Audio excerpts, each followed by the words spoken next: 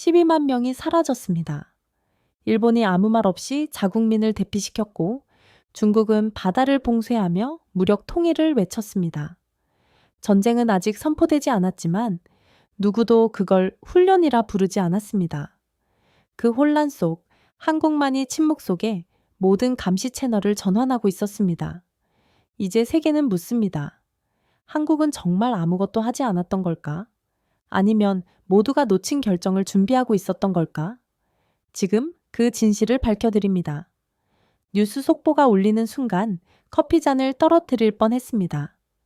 일본 정부가 갑작스럽게 열은 기자회견, 그 화면 속 내각관방장관의 무표정한 얼굴이 모든 것을 말해주고 있었죠. 저는 스웨덴 국방부 소속 안보 전략 분석가 안드레아스 레프그렌입니다. 한국에 파견된 지 3년, 이런 긴급 발표는 처음이었습니다. 일본 정부는 타이완 상황 악화 시 사키시마 제도 주민과 관광객 12억 명에 대한 긴급 대피 계획을 실행합니다. 방송사 스튜디오가 순식간에 아수라장이 됐습니다. 이것이 훈련입니까? 아니면 실제 상황입니까? 중국의 움직임이 포착된 건가요? 기자들이 일제히 소리쳤죠. 관방장관은 땀방울을 닦으며 딱 한마디만 남겼습니다. 모든 가능성에 대비합니다. 전화기를 집어들고 도쿄 내 정보원에게 즉시 연락했습니다. 그가 숨죽인 목소리로 말했죠. 준비된 계획입니다. 오키나와 공항에 민간기 50대가 이미 배치됐고 해상 자위대는 전투 태세입니다. 더 충격적인 건 그가 말을 잠시 멈추더니 주변을 살폈습니다. 나가사키와 가고시마의 모든 숙박시설이 6개월 전에 이미 계약 완료됐습니다. 정부 명의로요? 등골이 오싹해졌습니다. 일본은 무언가를 알고 있었던 거죠. 그들만 아는 정보가 있었습니다. 서울 국방부로 직행했습니다. 상황실 문을 열자 긴장감이 손에 잡힐 듯 했죠. 김준호 대령이 창백한 얼굴로 저를 맞이했습니다. 일본이 벌인 이 소동을 어떻게 봅니까? 제가 막 입을 열려는 순간 그가 책상 위에 빨간색 서류철을 탁 하고 내려놨습니다. 이건 미국 정보국에서 입수한 중국 군부 내부 문건입니다. 일본은 이미 알고 있었고 우리도 알고 있었죠. 놀라서 그를 쳐다봤습니다. 그런데 왜 한국은 아무 행동도 안 하고 있는 거죠? 김 대령은 미소를 지으며 말을 끊었죠. 행동하지 않는다고요? 창문 밖을 보십시오. 밖에는 평범한 서울의 저녁 풍경뿐이었습니다. 출퇴근하는 사람들, 불 켜진 상점들까지. 그러나 김 대령은 다른 것을 가리키고 있었죠. 우리는 패닉을 일으키지 않습니다. 지금 이 순간에도 한국군 사이버 사령부는 중국의 모든 움직임을 감시하고 있습니다. 공개적 대피보다 더 중요한 건 정보전이니까요. 그의 말에 감탄했습니다. 일본이 공개적으로 두려움을 드러내는 동안 한국은 물밑에서 완벽하게 통제된 대응을 하고 있었죠. 강남역 근처 카페에서 저녁을 먹고 있을 때 옆 테이블에 노부부가 눈에 들어왔습니다. 노인은 텔레비전 화면에 나오는 일본 대피 소식을 보며 아내의 손을 꼭 잡았죠. 저건 6.25 때와 똑같네요. 전쟁은 늘 이렇게 시작되곤 했잖아요. 아내가 그의 손을 토닥이며 말했습니다. 괜찮아요. 이번엔 우리가 준비되어 있잖아요. 그 한마디에 모든 것이 담겨 있었습니다. 과거 전쟁의 상처를 간직한 나라가 새로운 위협 앞에서 보여주는 차분한 대응력. 서울의 밤하늘 아래 한국은 보이지 않는 방패를 이미 높이 들고 있었죠. 서울에서 대만까지는 불과 2시간 비행이었습니다. 김 대령의 권유로 타이완의 상황을 직접 확인하기 위해 급히 출발했죠. 비행기 창문 너머로 보이는 동중국해는 평온했지만 그 아래에서는 보이지 않는 긴장이 높아지고 있었습니다. 타이베이 공항에 착륙하자마자 달라진 분위기가 느껴졌죠. 군인들이 곳곳에 배치되어 있었고 공항 텔레비전에서는 한광 훈련 소식이 반복해서 나오고 있었습니다. 방금 알려온 소식으로는 예비군 여단 전체가 동원되었다고 했죠. 레프그렌 선생님, 이쪽입니다. 타이완 국방부 소속 린희정 중위가 저를 맞이했습니다. 그녀는 30대 초반으로 보였고 날카로운 눈빛이 인상적이었죠. 바로 차에 올랐습니다. 상황이 생각보다 심각합니다. 린 중위가 운전하며 말했습니다. 일본의 대피 발표 이후 우리도 전면 경계 태세로 전환했죠. 창밖으로 시내 풍경이 지나갔습니다. 놀랍게도 일반 주택가 사이로 군용 차량들이 줄지어 있었고 전투복 차림의 예비군들이 훈련 중이었죠. 더 놀라운 건 민간인들의 반응이었습니다. 저분들은 불평하지 않나요? 제가 물었습니다. 린 중위는 고개를 저었죠. 오히려 적극 협조합니다. 저 할머니처럼요. 그녀가 가리킨 방향을 보니 한 노인이 군인들에게 물병을 나눠주고 있었습니다. 가게 주인들도 군인들에게 간식을 제공하고 있었죠. 마치 대규모 재난훈련이 아니라 공동체 행사 같은 분위기였습니다. 이번 훈련은 특별합니다. 린 중위가 진지하게 말했죠. 2027년 중국 침공 시나리오를 기반으로 합니다. 실제 위협에 대비하는 거죠. 훈련 지휘본부에 도착하자 시각적 충격이 밀려왔습니다. 대형 상황판에는 타이완 전역이 지역별로 분할되어 있었고 각 지역마다 독립된 지휘관이 배치되어 있었죠. 중앙 통제 시스템이 아닌 분산형 지휘 체계였습니다. 왜 이런 방식을 택했습니까? 제가 물었죠. 린 중위의 답변이 가슴에 와닿았습니다. 본부가 공격받아 통신이 끊기면 모든 게 마비됩니다. 하지만 각 지휘관이 독립적으로 작전을 수행할 수 있다면 우리는 끝까지 싸울 수 있죠. 그 순간 타이완의 결연한 의지가 느껴졌습니다. 작은 섬나라가 거대한 강국 앞에서 보여주는 굳건함이었죠. 중위님, 드론팀에서 연락이 왔습니다. 한 장교가 다가와 보고했습니다. 린 중위는 제게 고개를 돌렸죠. 우리의 최신 드론 부대를 보여드리겠습니다. 별도의 작전실로 이동했습니다. 그곳에서는 민간인 출신 기술자들이 첨단 드론을 조종하고 있었죠. 화면에는 해상의 움직임이 실시간으로 표시되고 있었습니다. 우리는 적의 전자신호를 역추적하고 있습니다. 린 중위가 설명했죠. 이 드론들은 레이더에 잡히지 않을 만큼 작지만 강력한 감지 능력을 갖고 있습니다. 그녀가 대형 모니터를 가리켰습니다. 보이십니까? 저 빨간 점들이 의심 선박들입니다. 우리는 모든 움직임을 감시하고 있죠. 그때 린 중위의 태블릿에서 알림음이 울렸습니다. 그녀는 화면을 보더니 표정이 굳어졌죠. 전국 방송을 할 시간입니다. 중앙훈련장으로 이동했습니다. 린 중위는 마이크를 들고 집결한 모든 군인과 예비군을 향해 목소리를 높였죠. 우리는 이 섬을 지킬 것입니다. 여러분의 가족과 미래를 위해 우리는 반드시 버틸 것입니다. 준비되셨습니까? 병사들의 일제히 경례로 응답했습니다. 그 광경이 왠지 익숙했죠. 문득 서울에서 만났던 한국의 노장교가 했던 말이 떠올랐습니다. 우리도 80년대엔 전쟁 날까봐 다 이렇게 준비했어요. 한순간도 방심하지 않았죠. 타이완의 모습에서 과거 한국의 결연한 의지를 보는 듯 했습니다. 작은 나라가 생존을 위해 얼마나 치열하게 준비하는지 그 모습이 한국의 과거와 겹쳐졌죠.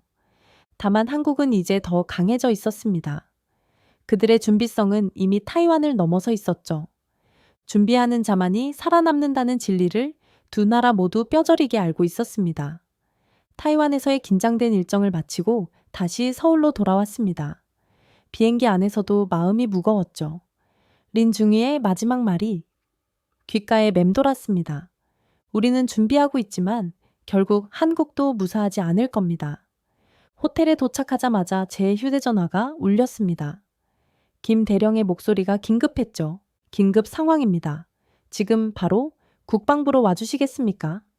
30분 후 제가 상황실에 들어서자 침통한 분위기가 느껴졌습니다. 대형 스크린에는 타이완 북부 해역 지도가 띄워져 있었죠. 또 다른 케이블이 끊어졌습니다. 김 대령이 지도를 가리키며 말했습니다. 이번이 5번째입니다. 순간 숨이 멈췄습니다. 해저통신 케이블은 국가안보의 핵심 인프라였죠. 한두 번은 사고일 수 있지만 5번은 명백한 의도적 행위였습니다.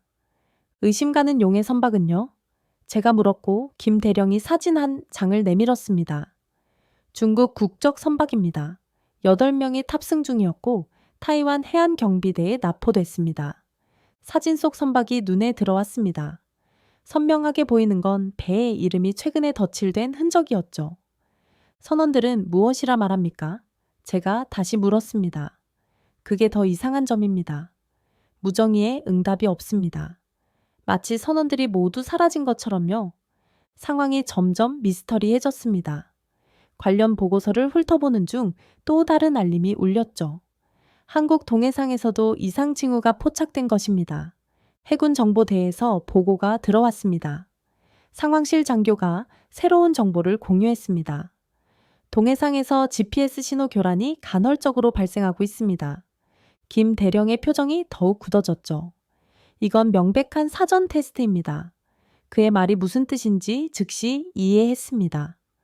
누군가 실제 공격에 앞서 방어 시스템을 시험하고 있었던 거죠. 케이블 절단과 신호 교란은 모두 현대전의 서막이었습니다. 한국은 어떻게 대응하고 있습니까? 제가 물었죠. 김 대령은 잠시 망설이더니 승인을 받은 듯 소형 태블릿을 건넸습니다. 화면에는 정교한 네트워크 지도가 펼쳐져 있었죠. 서강현 중령이 지휘하는 특수팀이 있습니다. 그들은 이미 미군 사이버사와 연동해 대응 체계를 구축했습니다. 놀라움을 감출 수 없었습니다. 다른 국가들이 공개적인 군사 대응을 하는 동안 한국은 이미 보이지 않는 전선에서 대비하고 있었던 것이죠. 특수팀 상황실로 안내받았습니다. 서강현 중령은 30대 후반의 차분한 인상이었죠. 그는 모니터 앞에서 팀원들에게 지시를 내리고 있었습니다. 지휘 체계가 무너지면 아무것도 남지 않습니다. 그가 저에게 말했죠. 보이지 않는 선이 끊기면 우린 싸울 준비가 되어 있어야 합니다. 그의 팀은 이미 타이완 정보당국과 비공식 채널을 통해 정보를 공유하고 있었습니다. 더 놀라운 건 한국이 최초로 이 패턴을 포착했다는 사실이었죠. 우리가 이틀 전 타이완 쪽의 신호 교란 가능성을 먼저 알렸습니다. 서중령이 자랑스럽게 말했죠. 그들도 같은 패턴을 확인했고요. 한국과 타이완의 이런 연대는 새로운 차원의 협력이었습니다. 공식적인 외교 관계 없이도 두 나라는 위기 앞에서 손을 맞잡고 있었죠. 상황실을 나오는 길에 한 요원이 중얼거리는 말이 들렸습니다. 군 복무 시절 통신선 하나로 모든 게 좌우되던 때가 있었는데 이제는 눈에 보이지도 않는 디지털 선이 전쟁의 승패를 가르는군요. 그의 말에 깊은 의미가 있었습니다. 총알 한 발 발사되지 않아도 이미 전쟁은 시작되고 있었죠. 그리고 한국은 이 새로운 전장에서 남몰래 최전선에 서 있었습니다. 중국 함대가 타이완을 둘러싸는 위성 사진이 회의실 스크린에 띄워졌습니다. 59대대의 전투기와 9척의 함정이 마치 실전 작전처럼 배치되어 있었죠. 제 옆에 앉은 미국 정보분석관은 입을 다물지 못했습니다. 이건 단순한 훈련이 아닙니다. 실제 봉쇄 리허설입니다. 그가 말했습니다. 오늘 서울에서는 동아시아 안보협력 비공개 회의가 열렸습니다. 저는 스웨덴 대표 자격으로 참석했죠. 각국 전문가들이 모여 점점 긴장이 고조되는 상황을 분석하고 있었습니다. 중국은 이미 심리전을 시작했습니다. 한국 국방부의 전략 분석관이 다음 슬라이드를 보여주었습니다. 화면에는 중국 소셜미디어에 올라온 게시물들이 나타났습니다. 타이완은 본래 중국 땅이라는 문구가 포함된 콘텐츠가 기하급수적으로 증가하고 있었죠. 더 충격적인 영상도 있었습니다. 이 여성은 중국의 인플루언서입니다. 타이완 현지에서 우리는 기필코 무력 통일할 것이라는 내용의 영상을 촬영했습니다. 영상 속 여성은 타이완 관광객인 척하며 군사 시설 근처에서 촬영했고 타이완 당국은 즉시 그녀를 추방했습니다. 하지만 이미 영상은 수백만 조회수를 기록했죠. 이것이 현대전의 서막입니다. 서강현 중령이 자리에서 일어나 발언했습니다. 물리적 침공전에 항상 정보전과 여론전이 먼저 시작됩니다. 그의 분석은 정확했습니다. 이미 중국에서는 타이완에 대한 여론이 급격히 악화되고 있었고 타이완을 지지하는 국가들에 대한 반감도 커지고 있었죠. 한국도 곧 여론전의 대상이 될 것입니다. 서중령은 계속해서 말했습니다. 이미 일부 중국 매체에서는 한국이 타이완 문제에 개입한다면 이라는 가정 하에 여론을 형성하고 있습니다. 회의실에 무거운 침묵이 흘렀습니다. 서중령은 잠시 후 미국 대표 브론슨 사령관과 눈을 마주치더니 결정적인 말을 했습니다. 무력은 시작이 아닙니다. 분열이 시작입니다. 그의 말에 깊은 진실이 담겨 있었습니다. 전쟁은 총성이 울리기 전에 이미 시작되고 있었던 것이죠. 한국은 이 사실을 누구보다 잘 알고 있었습니다. 회의가 끝난 후 서중령은 저를 별도의 상황실로 안내했습니다. 그곳에서는 약 20명의 전문가들이 24시간 중국과 러시아의 소셜미디어를 모니터링하고 있었죠.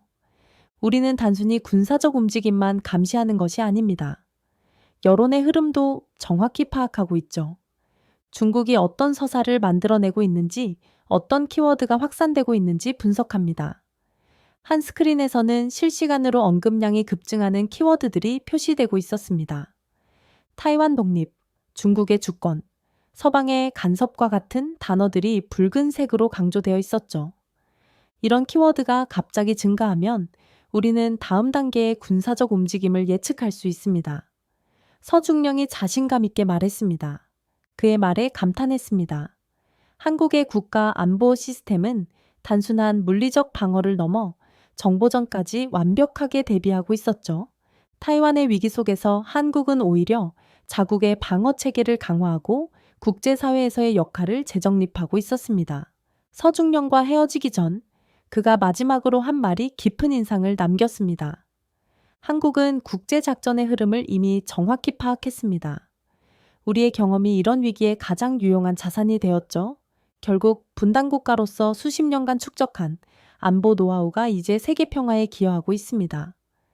그날 밤 호텔방에서 창밖으로 보이는 서울의 평화로운 밤, 풍경을 바라보며 생각했습니다.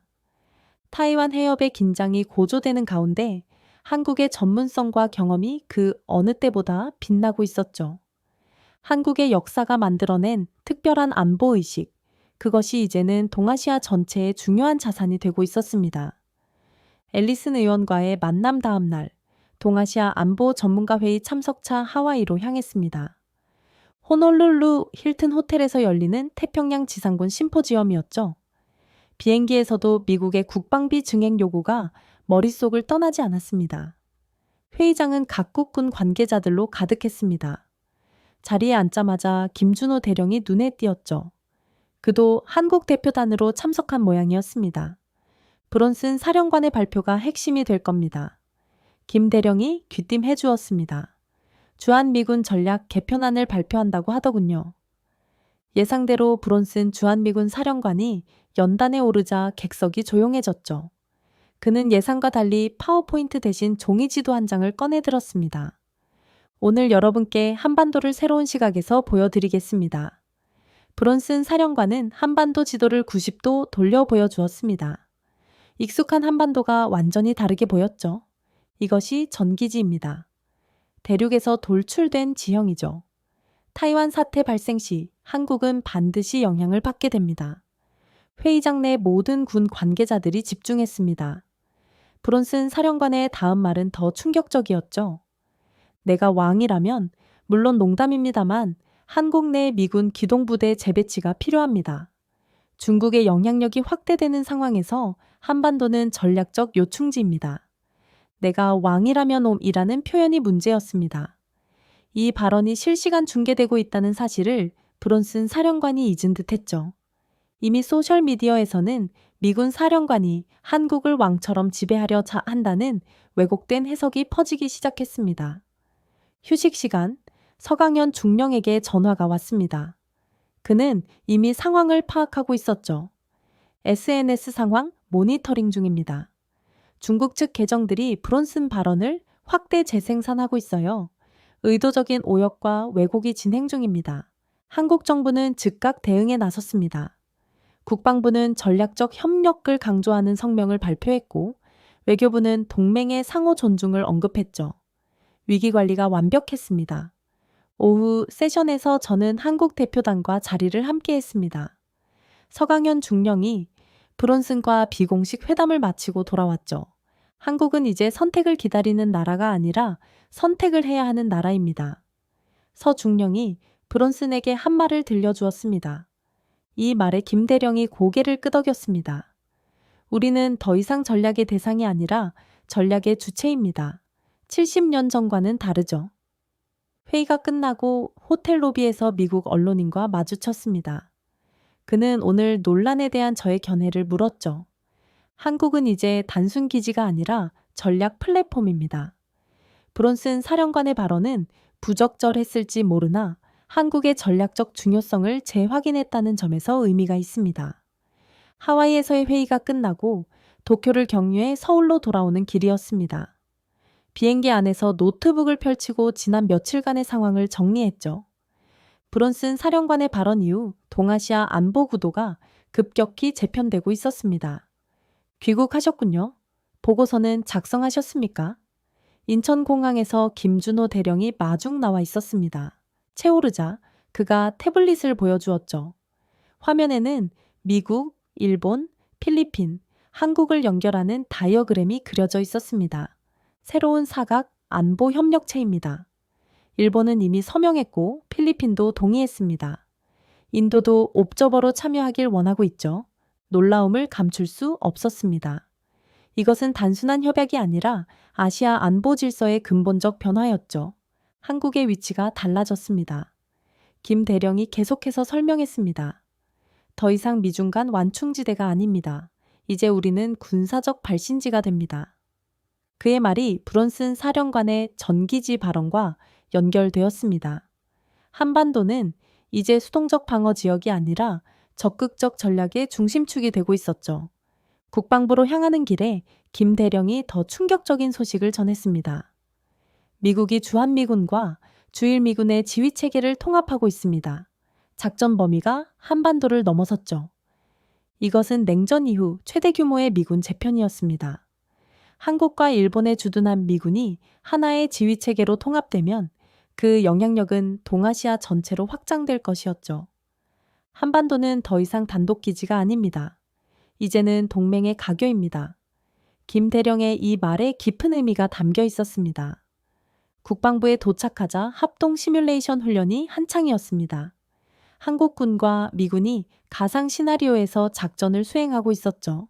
놀랍게도 앨리슨 의원이 자문으로 참여하고 있었습니다. 잘 오셨습니다. 앨리슨 의원이 반갑게 맞아주었습니다. 한국의 역할을 직접 보고 계신가요? 그녀가 시뮬레이션 모니터를 가리켰습니다. 한국을 중심으로 일본, 필리핀, 대만 해협까지 연결되는 방어망이 그려져 있었죠. 한국이 움직이면 이 삼각형 전체가 살아납니다. 앨리슨이 말했습니다. 이것이 우리가 한국에 거는 기대입니다. 미국이 생각하는 한국의 새로운 위상이 명확해지는 순간이었습니다. 더 이상 방어해야 할 약소국이 아니라 지역 안보의 중심축으로서 한국을 바라보고 있었죠. 저녁 식사 자리에서 한 예비역 장성을 만났습니다. 그는 과거 한미연합사에서 근무했던 경험을 들려주었죠. 우리는 예전에도 방파제였습니다. 한국이 있었기에 공산주의가 태평양으로 확산되지 않았죠. 지금도 우리는 그 자리를 지키고 있습니다. 다만 이제는 방어만 하는 것이 아니라 안정을 만들어내는 역할로 바뀌었을 뿐이죠. 호텔로 돌아오는 길에 택시 라디오에서 뉴스가 흘러나왔습니다. 다음 달 서울에서 미국, 일본, 필리핀, 한국 4개국 국방장관 회담이 열린다는 소식이었죠. 한미일 삼각 동맹은 이제 단순한 개념이 아니라 현실적인 군사 네트워크로 바뀌고 있었습니다. 그리고 그 변화의 중심에 한국이 서 있었죠. 요충지에서 동맹 중심지로 한국의 위상은 그 어느 때보다 높아지고 있었습니다. 4개국 국방장관 회담이 끝나고 일주일 후 예상치 못한 정보가 입수되었습니다. 미국 정보국이 극비 자료를 한국과 공유했죠. 김준호 대령의 초청으로 국방부 최고 기밀 상황실에 들어섰습니다. 미국 정보기관이 시진핑 주석의 비공개 발언을 포착했습니다. 김 대령이 문서 하나를 건넸습니다. 2027년 안에 타이완 통일을 완수하라는 지시였습니다. 실내 온도가 낮았지만 등줄기에 식은땀이 흘렀습니다. 2027년이라는 구체적인 시한은 이 모든 긴장이 단순한 위협이 아님을 의미했죠. 타이완은 어떻게 대응하고 있습니까? 제가 물었고 김 대령은 위성사진 여러 장을 펼쳤습니다. 타이완은 전운을 실전태세로 전환했습니다. 모든 훈련 시나리오를 2027년 기준으로 통일했죠. 민간인 대피 계획까지 수립 중입니다. 화면이 전환되어 미 항모전단의 이동 경로가 나타났습니다. 그동안 일본은 나하 기지를 대대적으로 확장하고 있었죠. 모든 것이 2027년이라는 시점을 향해 움직이고 있었습니다. 한국은 어떤 입장입니까? 제가 다시 물었습니다. 김 대령은 잠시 침묵했다가 답했죠. 오늘 오후 국방부 브리핑룸에서 공식 입장을 발표할 예정입니다. 참관하시겠습니까? 브리핑룸은 국내외 기자들로 가득했습니다. 국방부 대변인이 단상에 올라 차분하게 말했죠. 한국은 어떠한 형태로든 이 지역 안보 구조에 직간접적 영향을 받습니다. 우리는 모든 가능성에 대비하고 있습니다. 기자들이 일제히 손을 들었습니다. 한국의 선택은 무엇입니까? 타이완 사태 발생 시 참전합니까? 대변인은 미소만 지었죠. 구체적인 사항은 언급할 수 없습니다. 다만 한국은 평화와 안정을 위해 필요한 모든 조치를 취할 것입니다. 브리핑이 끝난 후 뜻밖의 초대를 받았습니다. 대통령 집무실에서 열리는 안보회의 참관 허가가 떨어진 것이죠. 외국 분석가로서는 극히 이례적인 일이었습니다. 집무실에 들어서자 긴장감이 팽배했습니다. 안보 브레인 5명이 둘러앉아 있었죠. 대통령과 국방부 장관, 외교부 장관, 국정원장, 그리고 합참의장이었습니다. 모든 시나리오를 검토했습니다. 합참의장이 말했습니다. 2027년이라는 시점은 우연이 아닙니다.